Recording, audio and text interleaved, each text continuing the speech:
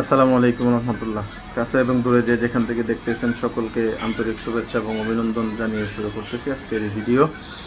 আশা করি সকলে ভালো আছেন, ভালো থাকেন, আমরাও ভালো থাকি, দয়ায় এবং দোয়ায় রাখবেন।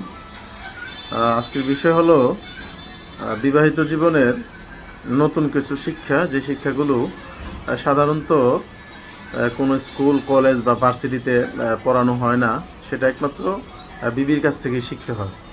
সব বিবি একরকম না, আমি সব বিবিদেরকে বলতেছি না। কিছু কিছু বিবিরা আছে তারা পিএইচডি করা স্বামীদেরকে এরকম কিছু বিষয় আপনাকে শিক্ষা দিবে, যেটা আপনি অনার্স মাস্টার্স কমপ্লিট করার পরেও জানতে পারেন নাই, বুঝতে পারেন নাই, শিখতে পারেন নাই, অনুধাবন করতে পারেন নাই। সেই বিষয়গুলো হলো, যেমন ধরেন বিয়ের পরে কিছু কিছু স্ত্রীরা আছে স্বামীকে বলবে তোমার বাবা মা ভালো না, অতিরিক্ত কথা বলে, ঠিক আছে, তারা শুধু নিজের স্বার্থ দেখে। এই জিনিসটা একটা ছেলে বিয়ের আগে 18-20 বছর, 21 বছর, 25 বছর পর্যন্ত সে বুঝতে পারে না তার বাবা মা যে ভালো না, বিয়ের পরে সে বুঝতে পারে। আর আরও কিছু বিষয় আছে, যেমন ধরেন বললো যে তোমার ভাই বোন ভালো না, ঠিক আছে, ওদেরকে আমার দেখতে মন চায় না, চোখের বিষ লাগে।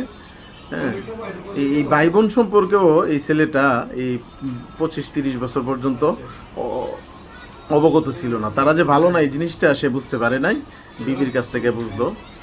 তারপরে তোমার বংশের লোক ভালো না, চাচাতো ভাই বোনেরা, তারপরে চাচতলির শ্বশুর শাশুড়িরা ভালো না, এই জিনিসগুলা একটা ছেলে তার বউয়ের কাছ থেকে শিখে। এর আগে সে কখনোই জানে না। হ্যাঁ,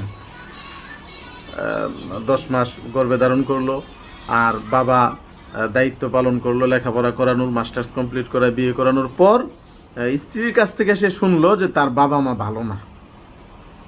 এরকম আরও অনেক বিষয় আছে, যেমন তোমার আত্মীয় স্বজনেরা কেউই তোমার ভালো চায় না, সবাই তোমারে শুধু ঠকাইতে চায়। এই জিনিসগুলা বউর কাছ থেকে শিখতে হয়।